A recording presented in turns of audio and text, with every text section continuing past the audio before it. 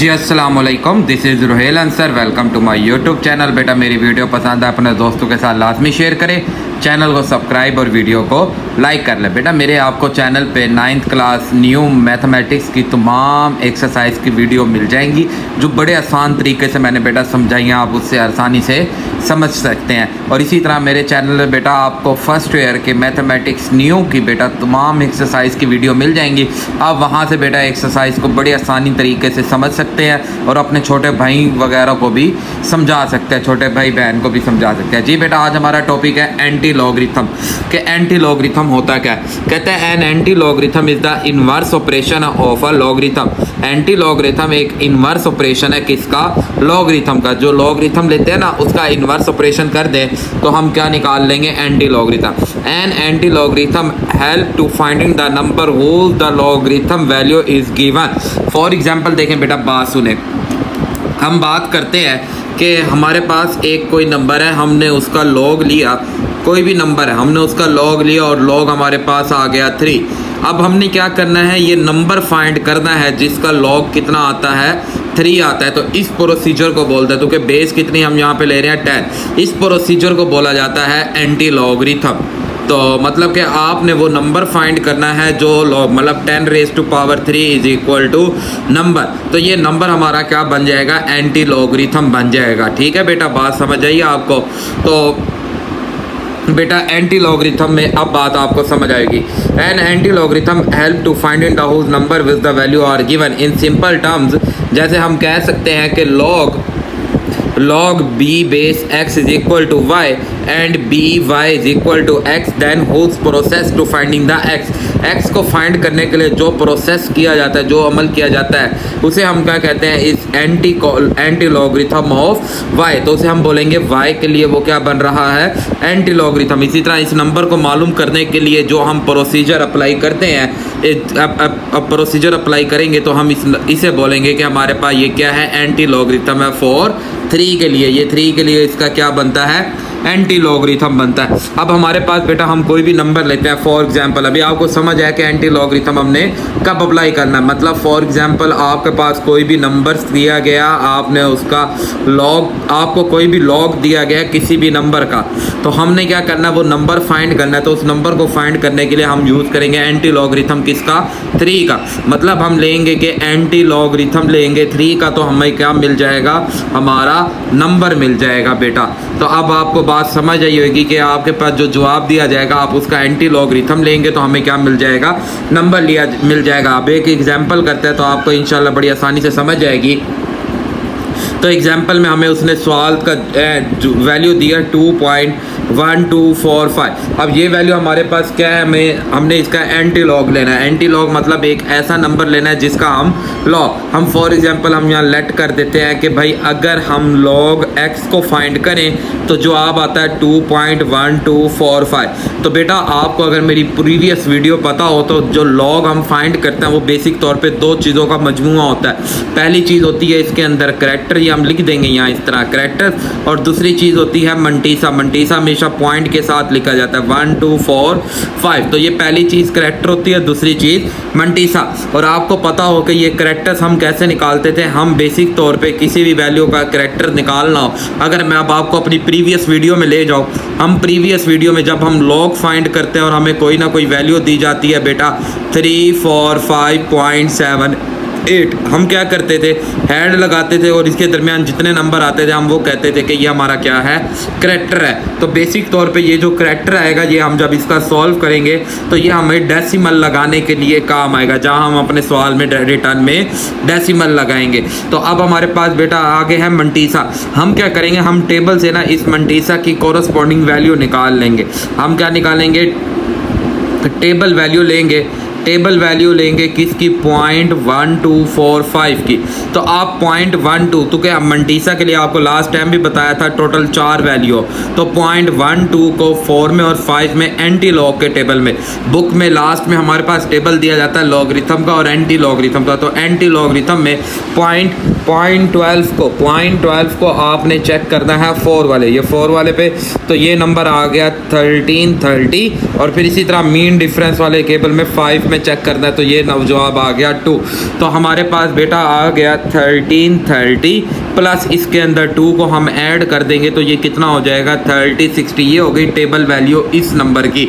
अब हमने क्या करना था, एंटी लॉग लेना था इस वैल्यू का, तो हम लिखेंगे कि भाई एंटी लॉग 2.1245, एंटी लॉग लेना 1245 का, तो इसमें हमारे पास वैल्यू क्या आई है 360। अब बेटा आपको पता हो हम करेक्टर्स के लिए हेड कहाँ हमेशा अप्लाई करते थे, इस एरिया में हेड आती थी। फर्स्ट वो नंबर जो 0 ना हो हम उसके बाद क्या लगाते थे, हेड तो आएगी इस एरिया में। बट यहाँ करेक्टर कितना है 2, तो हम जो पॉइंट लगाएंगे ना वो बेटा इससे 2 नंबर आगे कर देंगे, मतलब 1360 यहाँ हेड होती है, तो यहाँ हमारे पास करेक्टर कितना है 2 का करेक्टर है, तो 2 नंबर आगे करके यहाँ पे हम क्या लगा देंगे, पॉइंट लगा देंगे। तो इस तरह हम बेटा इसका क्या फाइंड कर लेंगे, ये बेटा सॉरी बेटा इसे ऐड करेंगे ना 32 हो जाएगा, ये 32 हो जाएगा और यहाँ हम पॉइंट लगा देंगे, तो ये बेसिक तौर पे हमारा एंटी लॉग हो गया 2.1245 का। तो आई होप आपको बेटा ये बात एंटी लॉग समझ आएगा। इसी तरह अगर हम 1-2 और एग्जांपल करते हैं तो इंशाल्लाह आपको और अच्छी तरह समझ आ जाएगा ये। तो नेक्स्ट हम एक और एग्जांपल करते हैं बेटा इसमें, जैसे अब हम देख लें कि हमारे पास वैल्यू दी गई है, हमारे पास बेटा -2, अबे वैल्यू दी गई है -2.5433। अब हमने इसका एंटी लॉग निकालना बेटा। हम क्या करते हैं, हम इस सवाल को लेट कर देते हैं log x is equal to anti log. अब x इज इक्वल टू हमने लेना है एंटी लॉग 2.5433। अब हमें पता है जो करेक्टर बन जाएगा 2 बार और जो मंटीसा बन जाएगा वो 0.5433। हम अपने एंटी लॉग के टेबल में जाएंगे और एंटी लॉग के टेबल में जाके इस वैल्यू को फाइंड करेंगे। तो आपके बेटा बुक के प्रीवियस में दिया होगा एंटी लॉग टेबल, देखें बेटा ये दिया हुआ है एंटी लॉग टेबल। अब एंटी लॉग टेबल हमें दिया गया, हमने क्या करना है 0.54 को फाइंड करना है। तो फर्स्ट पेज होगा 0.49 तक, नेक्स्ट पेज पे आ जाएगा 0.54। 0.54 को किस में चेक करना है 3 में, फिर 3 में 0.54 और ये 3 वाली लाइन 0.54 पे ये 3 वाली लाइन, तो 3491। तो मतलब हम यहाँ लिखेंगे कि table value corresponding table value हमारे पास हो जाएगी 0.5433 के कोरस्पॉन्डिंग, वो बनती है जी 3491। फिर 3 का मीन डिफरेंस भी लेना है, इसी 3 का मीन डिफरेंस लेंगे वो कितना आ जाएगा 2 आ जाएगा, तो ये बन जाएगा 3493। अब ये तो हमारे पास आ गया। अब हम क्या करना चाह रहे हैं जी, हम बेटा इस वैल्यू में 3493 है। अब हेड जो होती है वो यहाँ पे इस एरिया में हेड आती है, बट करेक्टर यहाँ कितना है -2, तो -2 हो तो हमने अपने पॉइंट को लेफ्ट साइड पे मूव करना है। कितने नंबर 2 नंबर लेफ्ट साइड पे मूव करना है, मतलब एक 3 हो जाएगा, एक और 0 लगा के फिर पॉइंट लगाएंगे, पॉइंट के बाद 0 लगाएं या ना लगाएं वो आपकी मर्जी है। 3493 ये हमारा क्या बन जाएगा बेटा, आंसर बन जाएगा। तो इसी तरह हम बेटा कुछ और सवाल करते हैं। अब जैसे हम जहाँ पे एक और सवाल ले लेते हैं अपनी तरफ से एग्जाम्पल के -1.682। अब यहाँ एक बात आप याद रखेंगे, यहाँ पे एक बात आप याद रखेंगे कि जब भी आप एंटी लॉग निकालेंगे तो आपके पास जब ये माइनस बार हो, ये इसका मतलब ये है कि ये करेक्टर का माइनस नहीं है, ये इस पूरी वैल्यू का माइनस है हमारे पास।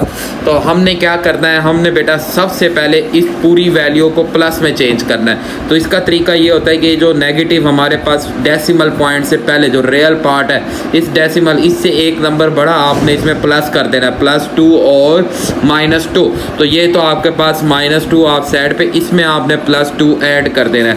तो जब हम इसमें +2 ऐड करते हैं तो देखें बेटा -1.6823 इसमें आपने क्या कर देना है +2 कर देना है।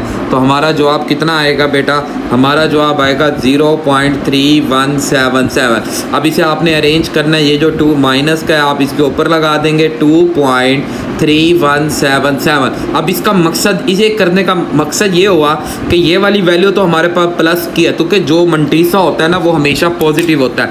ये जो मंटीसा है ये पॉजिटिव है और ये जो करैक्टर्स है ये नेगेटिव, मतलब इसमें करैक्टर हो जाएगा -2 और जो मंटीसा हो जाएगा वो 0.3177।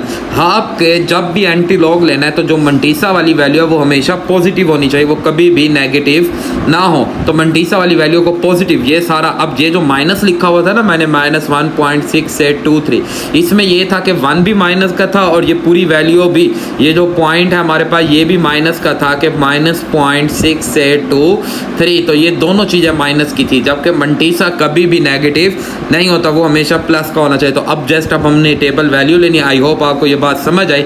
अब हमने टेबल वैल्यू लेनी है, किसकी लेनी है? 0.3177 की।